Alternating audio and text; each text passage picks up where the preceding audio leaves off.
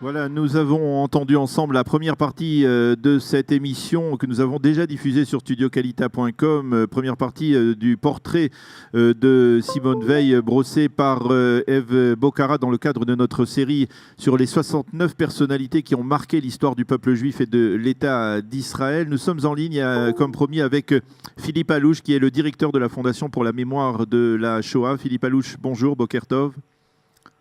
Bonjour Daniel. Alors Philippe, bien entendu, je suppose que vous avez longtemps connu Simone Veil puisque elle était présidente parmi ses multiples fonctions. Elle a été entre 2000 et 2007 présidente de la Fondation pour la mémoire de la Shoah, la première présidente de la Fondation de la mémoire pour la mémoire de la Shoah. Vous étiez à l'époque sous-directeur, directeur adjoint de cette fondation. Alors, est-ce que tout d'abord, votre premier contact avec Simone Veil, quel est le souvenir que vous en gardez?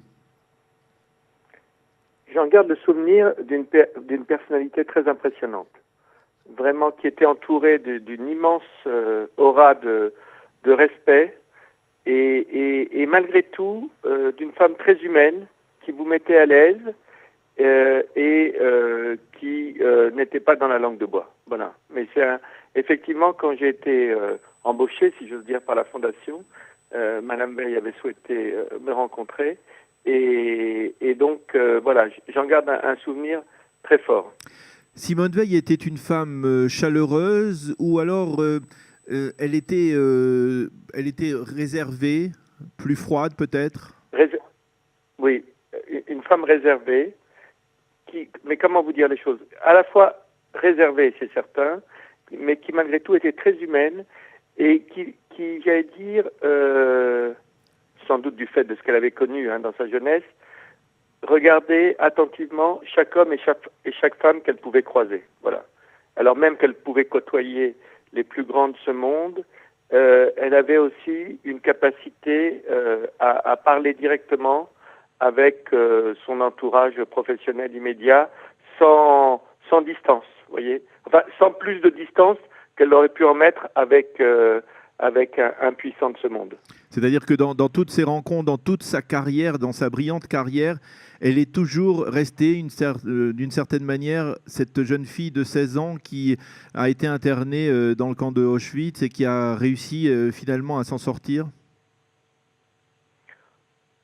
On peut dire ça, mais moi je vous dis encore une fois ce qui me frappe et m'avait frappé, c'est le respect qui l'entourait. Et une fois, ça m'est arrivé une fois de sortir, de l'accompagner dans la rue, et j'étais vraiment frappé de voir à quel point les gens dans la rue lui faisaient un signe amical, mais pas, vous voyez, personne n'aurait pensé venir lui taper sur l'épaule, mais par contre le chauffeur de bus s'arrêtait, la saluait avec respect. Il y a peu de personnes quand même en France qui sont susceptibles de générer ce genre de réaction.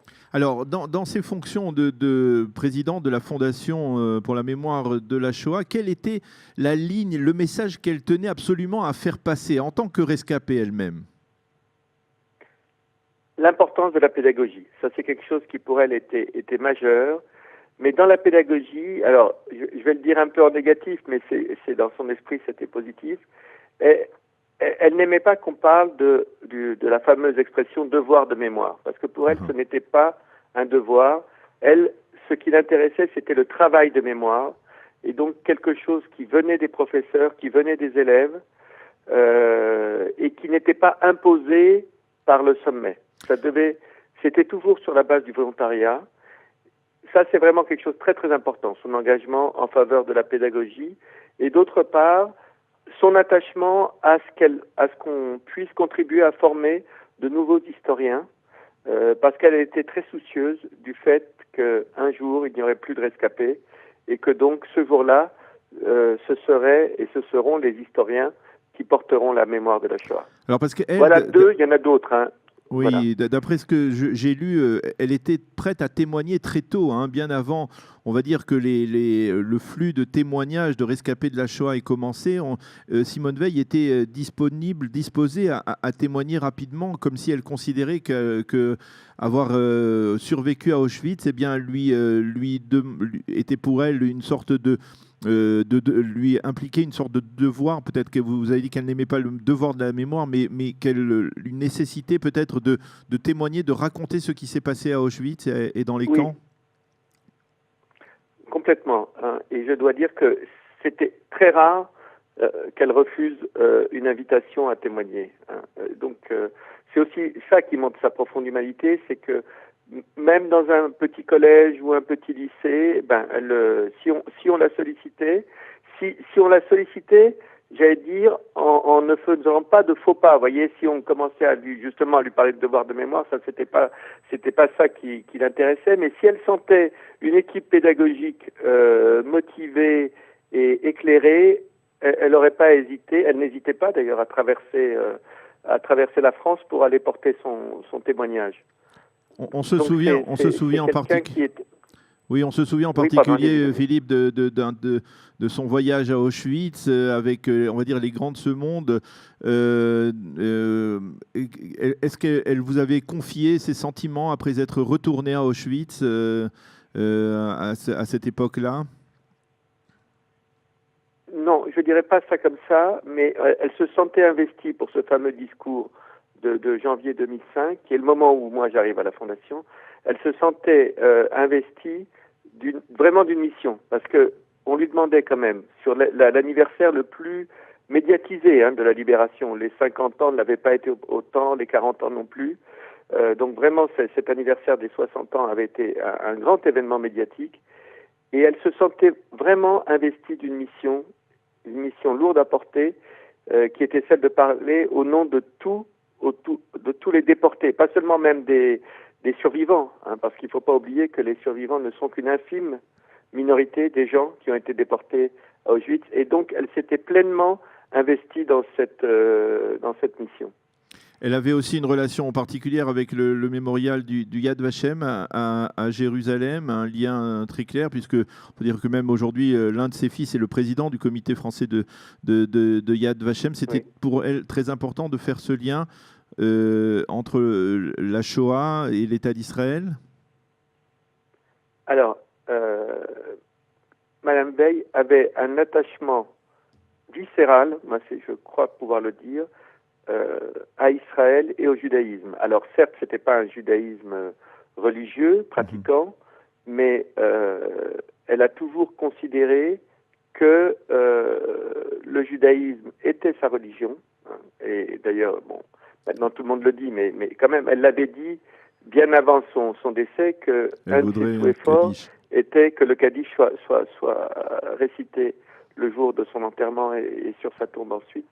Donc, parce qu'effectivement, voilà. elle venait d'une famille presque totalement assimilée. Tout à fait. Et c'est en ça d'ailleurs que la Shoah pouvait avoir pour cette famille, comme pour pas mal de familles françaises, un côté incompréhensible. C'est que les gens avaient presque, je dirais pas oublié, mais enfin pour eux, ça leur semblait absolument pas un facteur discriminant, hein, le fait d'être juif, hein, même dans la France des années 30. Hein. Mais elle avait cet attachement, par ailleurs, comme vous l'avez dit, Daniel, elle avait cet attachement à Israël. Alors, vous avez parlé d'Yad Vashem. C'est vrai que, de toute façon, les grandes institutions de mémoire, pour elle, c'était vraiment, comme pour la plupart des déportés, ce sont les dépositaires de la mémoire pour le jour où ils ne seront plus là. Donc, pour elle, c'était important de soutenir Yad Vashem. Notamment, on a soutenu, à son initiative, au départ, un programme important. Vous savez qu'en Israël, à Yad Vashem, il y a ce programme, je vais le dire en hébreu parce qu'il porte un nom hébreu, qui s'appelle l'école Ish Yeshem, hein, qui vise à retrouver le nom et l'histoire de chacune des victimes de la Shoah. Donc il y en a près de 6 millions, comme vous le savez, Daniel. Et on avait tenu, à son initiative, à ce que l'aide de la FMS de la Fondation pour la mémoire de la Shoah, porte sur le programme Hongrie.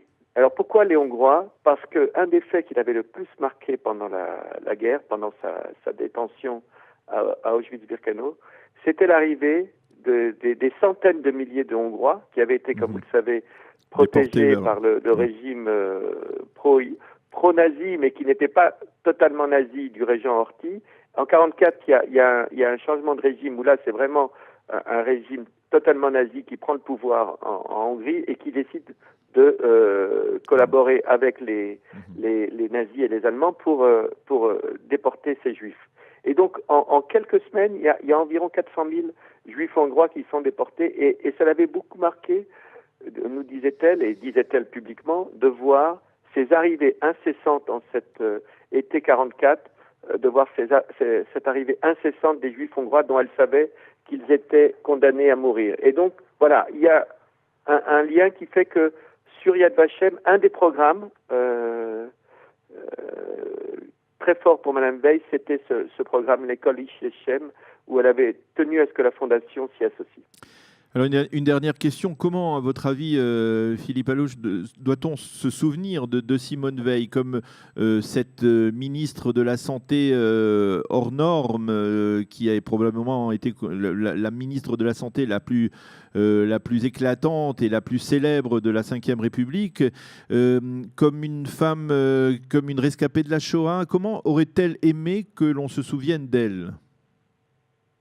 Alors, je vais vous répondre, mais je voulais juste, vous dire que sur le lien avec Israël, elle a joué aussi un rôle majeur dans la coopération entre l'Institut Weizmann et l'Institut Pasteur. Alors c'est lié d'ailleurs sans doute à ses fonctions initiales de ministre de la Santé, mais c'est aussi une cause, vous voyez, la relation très forte qu'il peut y avoir aujourd'hui entre Pasteur et Weizmann.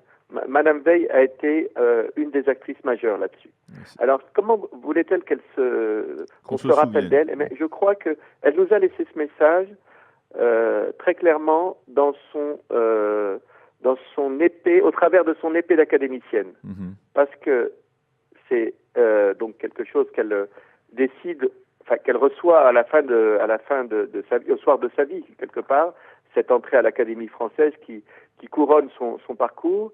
Et sur son épée, elle tient à graver notamment 3 choses qui, à mon avis, résument le souvenir qu'elle veut laisser. Son numéro matricule d'Auschwitz, la devise de la République, liberté, égalité, fraternité, et la devise de l'Union européenne, unie dans la diversité. Donc, je crois que c'est 3 choses qui, pas seulement, on ne peut pas résumer une grande personnalité à seulement ces 3 choses, mais c'est vraiment les 3 choses qu'au travers de son épée d'académicienne, elle a voulu laisser derrière elle. Eh bien, Philippe Allouche, directeur général de la Fondation pour la mémoire de la Shoah, merci d'avoir été avec nous ce matin sur studiocalita.com pour nous parler de Simone Veil, que vous avez connue dans le cadre de vos fonctions de directeur adjoint. Donc, lorsque vous êtes rentré à la Fondation pour la mémoire de la Shoah, vous l'avez rencontrée, vous avez travaillé avec elle. Et merci d'avoir été avec nous ce matin pour nous parler de cette grande figure qui était Simone Veil. Shalom, Boker Tov.